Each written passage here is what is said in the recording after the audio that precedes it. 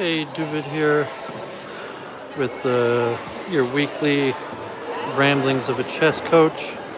Just thinking of advancing some of the ideas I've been rambling about the last year, specifically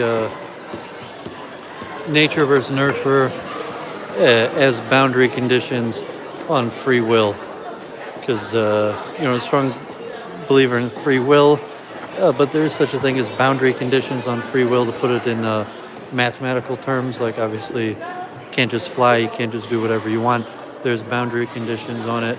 And presumably both nature and nurture are part of these boundary conditions on free will, possibly group strategy also, that could consider group strategy as a form of nature or nurture. So, chess is a nice way to work because it's very simple patterns. You just recognize the very simple patterns, and anybody could advance and excel at chess because there's only a few basic pieces that have very simple geometric patterns.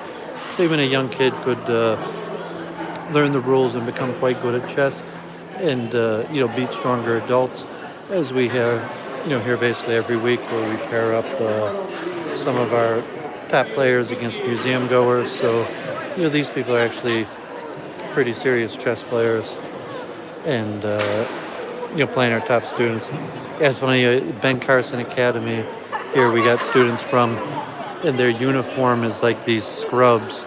I thought that was kind of cute, I guess, that we got our kids' schools back in, so we got our kids in their uniform. So the Ben Carson Academy, their uniform is like these scrubs, because I guess it's like a charter magnet school for people interested in medicine or nursing. In fact, I think they changed the name as like Florence Nightingale or something. It was a different name of a famous nurse, and then recently they changed it to Ben Carson Academy. But last year they had like the nuclear sign as their symbol, and this year they got scrubs. So I thought that was pretty interesting. Okay, so back to this concept of people who watch the Week in Review, my talks with Church of Entropy. We've discussed at length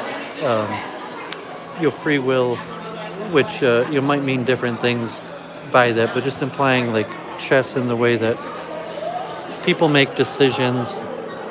You have a freedom of choice where you have various choices that are possible, and you have some sort of cognitive ability to make free choice. And as we use chess here basically as a tool for life training decisions, and how people learn to think and make smart life decisions, learn to look at things from the other person's perspective. Basics of Coach Fight I've been working for many years. It's a math teacher. Chess is just a way of teaching algorithmic thinking and logic, to more training to just how do you excel in life, how do you make good decisions. So there's various precursors. So many times you could be below average intelligence and become a strong chess player, because it's largely just pattern recognition, and you might be sharp, highly intelligent, and capable of recognizing patterns very quickly.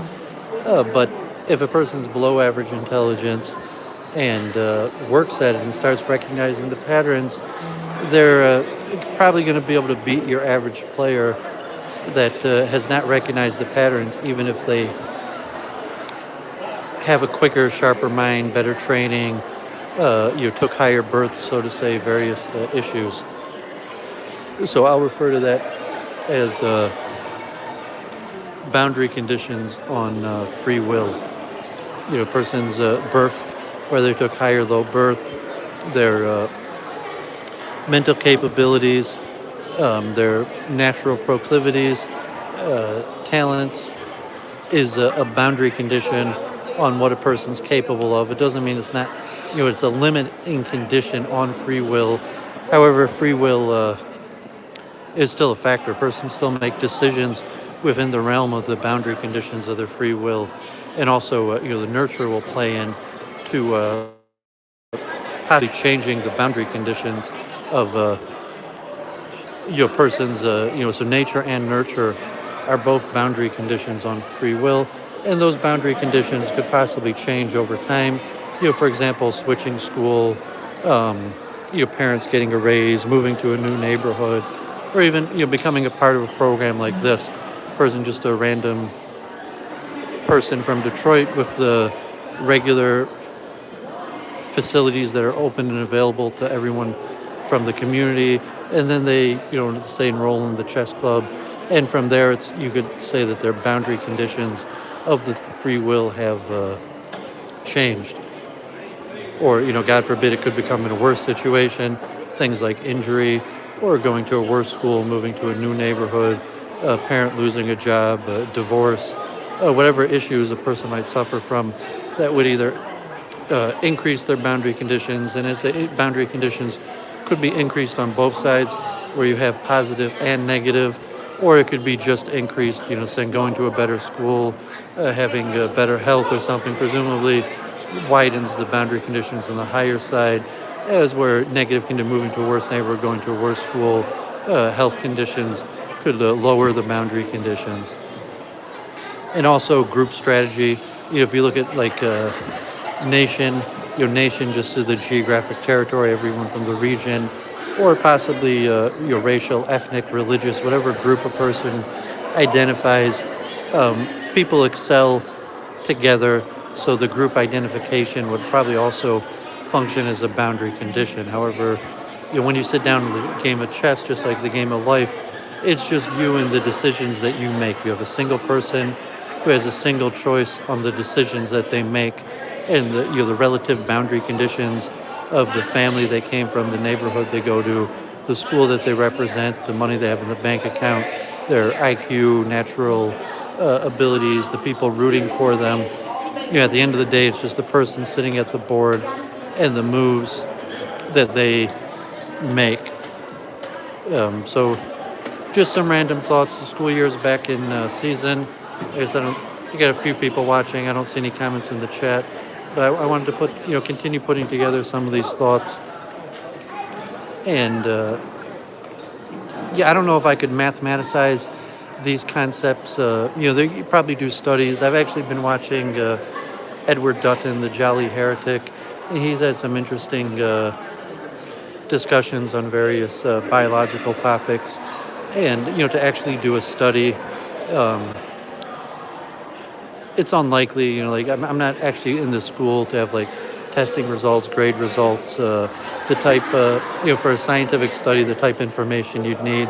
But you could have, just the basic information that I see from volunteering as a chess coach, maybe rating, performance. I'm able to draw some basic conclusions and keep on advancing some of my thoughts, put it together. But I was thinking, to make it scientific, you would have to weight these various factors, even say to reduce it to something like differential equations, that, say the boundary conditions would actually be reduced to a series of differential equations where you'd have weighting factors to the various things of nature and nurture, such as, IQ testing, parental concerns, socioeconomic status, school a person goes to, all these various factors that could have an effect on changing the boundary conditions of a person's life outcome. And then, it's also very difficult to assess what does it mean to have a positive life outcome.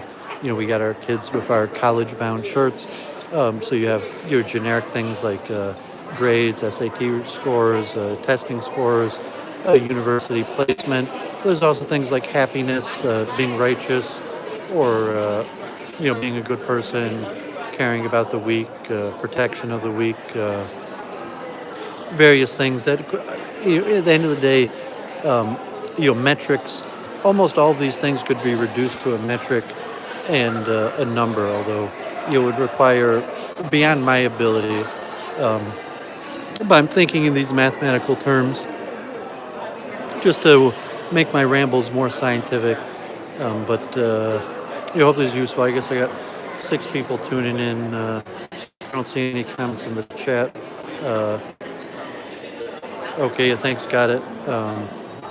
Yes, I'm just, the school year started.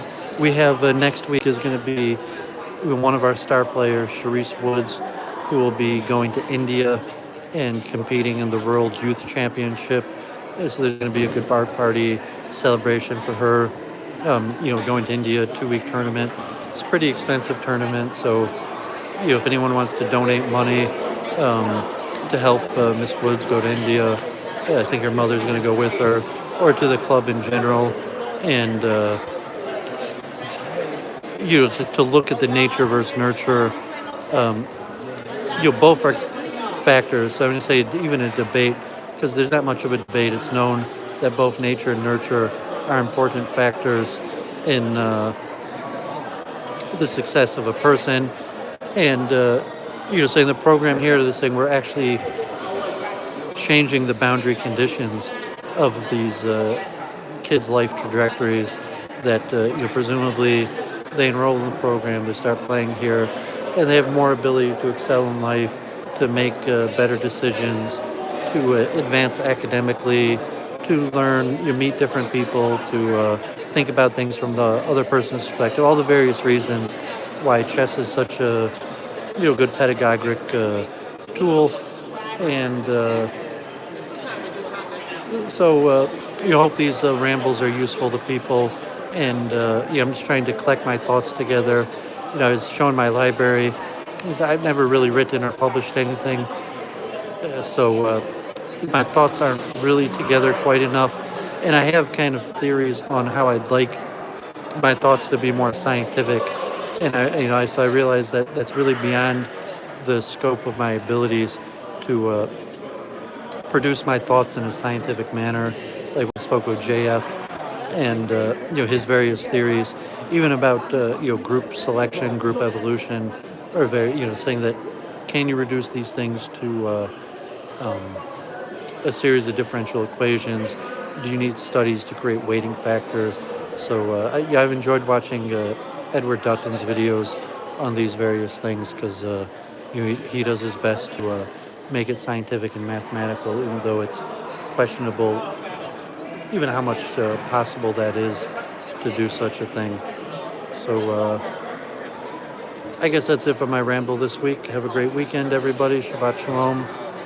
Rosh Hashanah, the Jewish New Year, is coming up next week, Sunday. And